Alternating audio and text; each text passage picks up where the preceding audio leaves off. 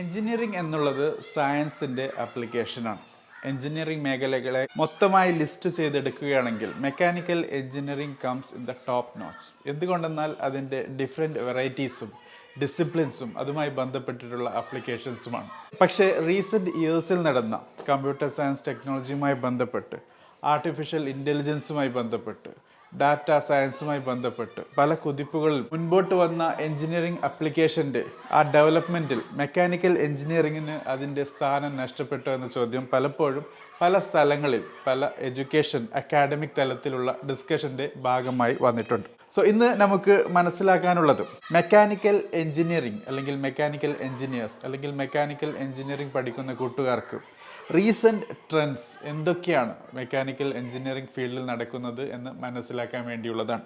തീർച്ചയായിട്ടും ഈ ഒരു കാര്യം മനസ്സിലാക്കുക എന്നുള്ളത് എത്രത്തോളം ഇമ്പോർട്ടൻ്റ് എന്നാണ്. മെക്കാനിക്കൽ എഞ്ചിനീയറിംഗ് പഠിച്ചിറങ്ങുന്ന കുട്ടികളുടെ എണ്ണം ഏകദേശം 1/4 കുറഞ്ഞിരിക്കുന്നു.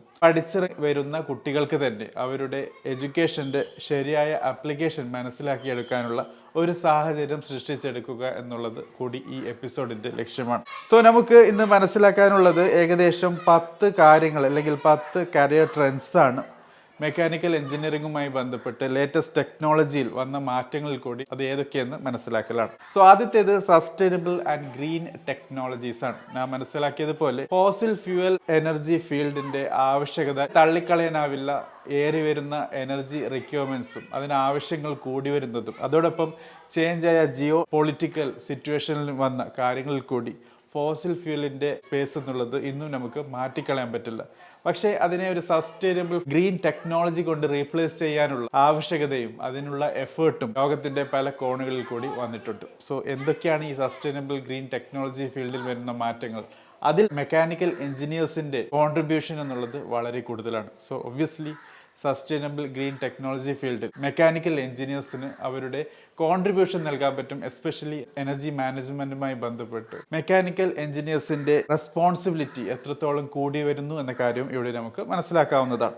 ഇത് രണ്ടാമത്തെ ഫീൽഡ് എന്നുള്ളത് അഡിറ്റീവ് മാനുഫാക്ചറിംഗ് ആണ്. അതിൽ തന്നെ 3D പ്രിൻറ്റിംഗ് എന്ന ടെക്നോളജിയുടെ ആവിർഭാവവും അത് പ്രോട്ടോടൈപ്പ് ബിൽഡ് ചെയ്യാനും മെക്കാനിക്കൽ എഞ്ചിനീയറിംഗ് മാത്രമല്ല എഞ്ചിനീയറിംഗിൻ്റെ പല മുഖങ്ങളിലും പല ഡെവലപ്മെൻറ്റ് ഫീൽഡിലും എങ്ങനെ കാര്യമായ ഇൻവെസ്റ്റ്മെൻറ്റ് ഇല്ലാതെ തന്നെ വളരെ കുറഞ്ഞ ഇൻവെസ്റ്റ്മെൻറ്റിൽ 3D പ്രിൻറ്റിങ് വെച്ച് പ്രോട്ടോടൈപ്പ് ഉണ്ടാക്കിയെടുത്ത് അതിൽ ടെസ്റ്റിങ്ങും കാര്യങ്ങളും ചെയ്യാനൊക്കെയുള്ള കാര്യങ്ങളൊക്കെ 3D പ്രിൻറ്റിങ്ങിൽ കൂടി വന്ന കാര്യങ്ങളാണ്.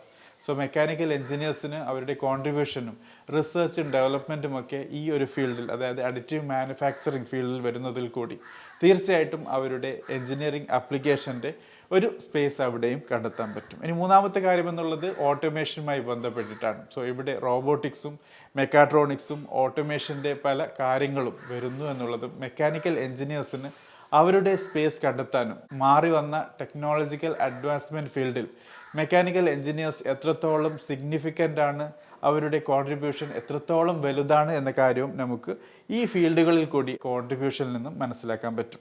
ഇനി നാലാമത്തേത് എന്നുള്ളത് ഇന്നത്തെ ഏറ്റവും കൂടുതൽ ഹൈപ്പ് ചെയ്യപ്പെട്ട AI അതോടൊപ്പം മെഷീൻ ലേണിംഗ്, അതായത് ആർട്ടിഫിഷ്യൽ ഇൻ്റലിജൻസുമായി ബന്ധപ്പെട്ടിട്ടുള്ള കാര്യമാണ്.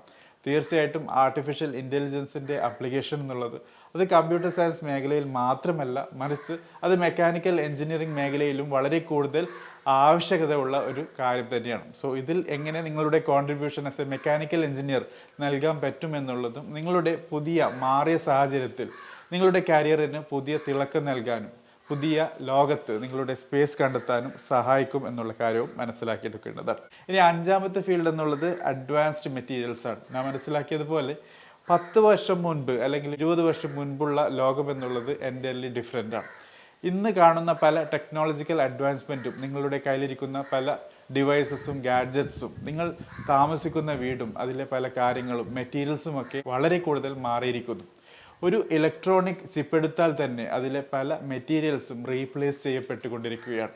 സോ ഇതിനൊക്കെ ആവശ്യമായ മെറ്റീരിയൽസിനെ റീപ്ലേസ് ചെയ്യാനും അതിൻ്റെ സുപ്പീരിയറായ ക്വാളിറ്റിയുള്ള കാര്യങ്ങൾ ഡെവലപ്പ് ചെയ്തെടുക്കുന്നതിൽ കൂടി നിങ്ങൾ ഉപയോഗിക്കുന്ന ഓരോ കാര്യത്തിൻ്റെയും കാര്യക്ഷമത കൂടി വരികയാണ്. സോ അഡ്വാൻസ്ഡ് മെറ്റീരിയൽസ് ഫീൽഡിലും മെക്കാനിക്കൽ എഞ്ചിനീയേഴ്സിന് മെറ്റീരിയൽ സയൻസിൻ്റെ ആപ്ലിക്കേഷനിൽ കൂടി സ്പേസ് കണ്ടെത്താനും നിങ്ങളുടെ എഞ്ചിനീയറിംഗ് നോളജിനെയും സ്കില്ലിനെയും അപ്ലൈ ചെയ്യാനുള്ള ഒരു സാഹചര്യവും ലഭിക്കുന്നു എന്നുള്ളതും നാം മനസ്സിലാക്കിയെടുക്കേണ്ടതാണ്. ഇനി ആറാമത്തത് ബയോമെക്കാനിക്സ്, അതോടൊപ്പം മെഡിക്കൽ ഡിവൈസസ് എന്ന ഫീൽഡുമായി ബന്ധപ്പെട്ടിട്ടുള്ള എഞ്ചിനീയറിംഗ് ആപ്ലിക്കേഷനാണ്. സോ മെക്കാനിക്കൽ എഞ്ചിനീയേഴ്സിന് കോൺട്രിബ്യൂഷൻ നൽകാനുള്ളത് മെഡിക്കൽ ഫീൽഡിലാണ്. മെഡിക്കൽ ഫീൽഡും ബയോളജിയും അതോടൊപ്പം എഞ്ചിനീയറിംഗ് ചേർത്ത് വെച്ച് വായിക്കുകയാണെങ്കിൽ അവിടെ മെക്കാനിക്കൽ എഞ്ചിനീയേഴ്സിൻ്റെ മോഷനുമായി ബന്ധപ്പെട്ടും മൂവ്മെൻറ്റുമായി ബന്ധപ്പെട്ടും മെറ്റീരിയൽ സ്ട്രെങ്ത്തുമായി ബന്ധപ്പെട്ടും അതോടൊപ്പം നേരത്തെ പറഞ്ഞ അഡ്വാൻസ്ഡ് മെറ്റീരിയൽസിൻ്റെ ആപ്ലിക്കേഷനുമായി ബന്ധപ്പെട്ടൊക്കെ പല കാര്യങ്ങളും കോൺട്രിബ്യൂട്ട് ചെയ്യേണ്ടതായിട്ടുണ്ട്. സോ ഇവിടെ ബയോമെക്കാനിക്സ് അതോടൊപ്പം മെഡിക്കൽ ഡിവൈസസിൻ്റെ അപ്ലിക്കേഷനും അഡ്വാൻസ്മെൻറ്റും മെക്കാനിക്കൽ എഞ്ചിനീയേഴ്സിൻ്റെ അപ്ലിക്കേഷനിൽ കൂടി അവരുടെ കഴിവിൽ കൂടി നമുക്ക് പുതിയ സ്കില്ലിൽ കൂടി കൂടുതൽ കാര്യങ്ങൾ മനസ്സിലാക്കിയെടുക്കാൻ പറ്റും. ഏഴാമത്തതാണ് സൈബർ സെക്യൂരിറ്റി. നാം മനസ്സിലാക്കിയതുപോലെ തന്നെ മാറി വരുന്ന സാഹചര്യത്തിൽ സൈബർ സ്പേസിലുള്ള പ്രാധാന്യം വളരെ കൂടുതലാണ്. സോ മെക്കാനിക്കൽ എഞ്ചിനീയേഴ്സിന് അവരുടെ സ്കിൽ ഡിപ്ലോയ് ചെയ്യാനും അവരുടെ കൂടുതൽ സ്പേസ് കണ്ടെത്താനും അതോടൊപ്പം അവരുടെ എഞ്ചിനീയറിംഗ് നോളജും അതിൻ്റെ പുതിയ തലങ്ങൾ മനസ്സിലാക്കിയെടുക്കുന്നത് സൈബർ സെക്യൂരിറ്റിയിൽ കൂടിയും നിങ്ങൾക്ക് ചെയ്യാൻ പറ്റും. പ്രത്യേകിച്ച് നേരത്തെ പറഞ്ഞ പോലെ ഓട്ടോമേഷനുമായി ബന്ധപ്പെട്ടിട്ടുള്ളതും ആർട്ടിഫിഷ്യൽ ഇൻ്റലിജൻസുമായി ബന്ധപ്പെട്ടൊക്കെ മെക്കാനിക്കൽ എഞ്ചിനീയറിംഗ് ഫീൽഡ് കൂട്ടി ഇണക്കപ്പെടുമ്പോൾ തീർച്ചയായിട്ടും അവിടെയൊക്കെ സെക്യൂരിറ്റി എന്നുള്ളത് വലിയൊരു പ്രശ്നം ചിഹ്നം തന്നെയാണ്. സോ അവിടെ സൈബർ സെക്യൂരിറ്റിയിലും മെക്കാനിക്കൽ എഞ്ചിനീയേഴ്സിന് അവരുടെ കഴിവുകൾ ഉപയോഗിക്കാൻ പറ്റുകയാണെങ്കിൽ, ഇംപ്ലിമെന്റ് ചെയ്യാൻ പറ്റുകയാണെങ്കിലും അതും വലിയൊരു കാര്യം തന്നെയാണ്. എട്ടാമത്തത് നാനോ ടെക്നോളജിയാണ്. നാം മനസ്സിലാക്കിയതുപോലെ തന്നെ ടെക്നോളജി എന്നുള്ളത് is getting faster and smaller എന്നുള്ള കാര്യം തന്നെയാണ്. സോ ഒരു മൊബൈൽ എടുക്കുകയാണ്, അതിൻ്റെ അകത്തുള്ള പല ചിപ്സും അതുമായി ബന്ധപ്പെട്ടിട്ടുള്ള ഇലക്ട്രോണിക് കോമ്പോണൻസും അതിൻ്റെ സൈസ് കുറഞ്ഞു വരികയാണ്. അതോടൊപ്പം അതിൻ്റെ കാര്യക്ഷമതയും കൂടി വരികയാണ്. നാനോ ടെക്നോളജിയുടെ ആപ്ലിക്കേഷനാണ്. നിങ്ങളൊരു ഓട്ടോമൊബൈൽ ഫീൽഡിൽ നോക്കുകയാണെങ്കിൽ അതുമായി ബന്ധപ്പെട്ടൊരു വെഹിക്കിളോ അല്ലെങ്കിൽ എയറോസ്പേസുമായി ബന്ധപ്പെട്ടിട്ടുള്ള ഒരു എലമെൻറ്റ് നോക്കുകയാണെങ്കിൽ അതിൻ്റെ സൈസ് എത്രത്തോളം കുറച്ചു വരാൻ കഴിയുന്നു എന്നുള്ളത് അതിൻ്റെ ആപ്ലിക്കേഷനെ എത്രത്തോളം നിങ്ങൾക്ക് കാര്യക്ഷമത എഫിഷ്യൻസി കൂട്ടാനും സഹായിക്കുന്നു എന്നുള്ളതാണ്. ഇഫ് യു ക്യാൻ റീപ്ലേസ് ഒരു വലിയ കമ്പോണൻറ്റിനെ, if you can reduce it size by 1/10, obviously other elements you can, പല കാര്യങ്ങളും അവിടെ ഘടിപ്പിക്കാൻ പറ്റും. പുതിയ ഐഫോൺ നോക്കുകയാണെങ്കിൽ തീർച്ചയായിട്ടും അതിൻ്റെ ഇലക്ട്രോണിക് ബോർഡിൽ വരുന്ന പുതിയ കാര്യങ്ങൾ എന്നുള്ളത് അതിൻ്റെ സ്പേസുമായി ബന്ധപ്പെട്ടിട്ടാണ്. സ്പേസുമായി ബന്ധപ്പെട്ട് അതിൻ്റെ കാര്യക്ഷമതയോടെയുള്ള ഉപയോഗം തീർച്ചയായിട്ടും നിങ്ങൾ ഉപയോഗിക്കുന്ന ഓരോ കാര്യവും, അത് ഓട്ടോമൊബൈലായാലും നിങ്ങളുടെ മൊബൈൽ ഡിവൈസ് ആയാലും നിങ്ങളുടെ വീടായാലും നിങ്ങളുടെ വെഹിക്കിളായാലും അതിൻ്റെ എഫിഷ്യൻസി കൂട്ടും. സോ നാനോ ടെക്നോളജിയുടെ പല ആപ്ലിക്കേഷനും ഈവൻ എനർജി ഫീൽഡായാലും പെട്രോളിയം ഫീൽഡായാലും അവിടെയൊക്കെ കൂടി വരികയാണ്. സോ നാനോ ടെക്നോളജിയുടെ പുതിയ കാര്യങ്ങൾ നമ്മെ അങ്ങോട്ടാണ് നയിക്കുന്നത്. മെക്കാനിക്കൽ എഞ്ചിനീയേഴ്സിന് അവരുടെ നോളജും സ്കില്ലും ഇവിടെ ഉപയോഗിക്കാൻ പറ്റുകയാണെങ്കിൽ തീർച്ചയായിട്ടും that is going to bring a great change in your career as well as in the advancement of human life. ഒമ്പതാമത്തേത് എന്നുള്ളത് സസ്റ്റൈനബിൾ ട്രാൻസ്പോർട്ടേഷനാണ്. ട്രാൻസ്പോർട്ടേഷൻ അതോടൊപ്പം കമ്മ്യൂണിക്കേഷൻ എന്നുള്ളത് രണ്ട് വൈറ്റൽ എലമെൻ്റ് ആണ് ഹ്യൂമാനിറ്റിയുടെ അഡ്വാൻസ്മെൻറ്റിൽ അവരുടെ സിവിലൈസേഷനിൽ കണ്ടുവന്നിട്ടുള്ളത്. സോ ഇങ്ങനെയുള്ള കാര്യങ്ങൾ ട്രാൻസ്പോർട്ടേഷൻ പ്രത്യേകിച്ച് കൊണ്ടുവരുമ്പോൾ അതിനൊരു സസ്റ്റൈനബിൾ സൊല്യൂഷൻ, അതായത് എക്കോ ഫ്രണ്ട്ലി ആയിട്ടുള്ളത്, എൻവയോൺമെൻറ്റിനെ കാര്യമായി ബാധിക്കാതെ അതിനെ സഹായിക്കുന്ന രീതിയിലുള്ള ഒരു ഫീൽഡ് ഡെവലപ്പ് ചെയ്തെടുക്കാൻ പറ്റുന്നത്, അതോടൊപ്പം ഫിനാൻഷ്യലി വയബിൾ ആയിട്ടുള്ള, ഫീസിബിൾ ആയിട്ടുള്ള, ഒരു സസ്റ്റൈനബിൾ ആയിട്ടുള്ള പ്രൊഡക്റ്റ് ഒരു മെക്കാനിക്കൽ എഞ്ചിനീയറിന് അല്ലെങ്കിൽ ഒരു കമ്മ്യൂണിറ്റിക്ക് അല്ലെങ്കിൽ ഒരു കമ്പനിക്ക് ഡെവലപ്പ് ചെയ്യാൻ പറ്റുകയാണെങ്കിൽ തീർച്ചയായിട്ടും അത് നമ്മുടെ ലോകത്ത് തന്നെ വലിയ മാറ്റങ്ങൾ കൊണ്ടുവരാൻ സഹായിക്കും. ഒബ്വിയസ്ലി ഇവിടെയൊക്കെ മെക്കാനിക്കൽ എഞ്ചിനീയേഴ്സിന്റെ സ്പേസും വളരെ കൂടി വരികയാണ്. ഇനി പത്താമത്തെയും അവസാനത്തേതും ട്രെൻഡായി വരുന്നത് മെക്കാനിക്കൽ എഞ്ചിനീയറിംഗുമായി ബന്ധപ്പെട്ട് സോഫ്റ്റ് സ്കില്ലാണ്.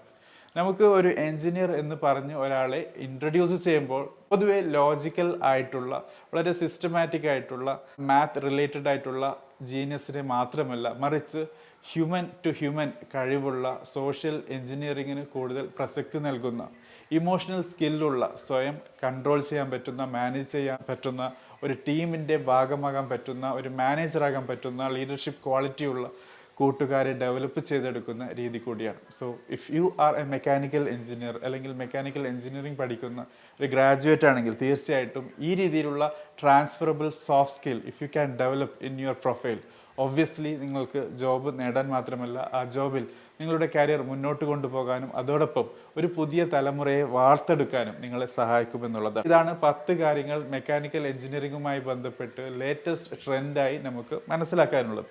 നിങ്ങളുടെ ചോദ്യങ്ങൾ തീർച്ചയായിട്ടും കമൻറ്റ് ബോക്സിൽ രേഖപ്പെടുത്തുക. നമുക്ക് ഈ ടോപ്പിക്കുമായി ബന്ധപ്പെട്ടോ ഇതിലെ സബ് ടോപ്പിക്കുമായി ബന്ധപ്പെട്ടോ ഏതെങ്കിലും കാര്യം അറിയാൻ കൂടുതൽ താല്പര്യമുണ്ടെങ്കിൽ മെൻഷൻ ചെയ്യുകയാണെങ്കിൽ, ഹൈലൈറ്റ് ചെയ്യുകയാണെങ്കിൽ കൂടുതൽ എപ്പിസോഡുകളും ചെയ്യാം. Thank you for watching. Have A great day.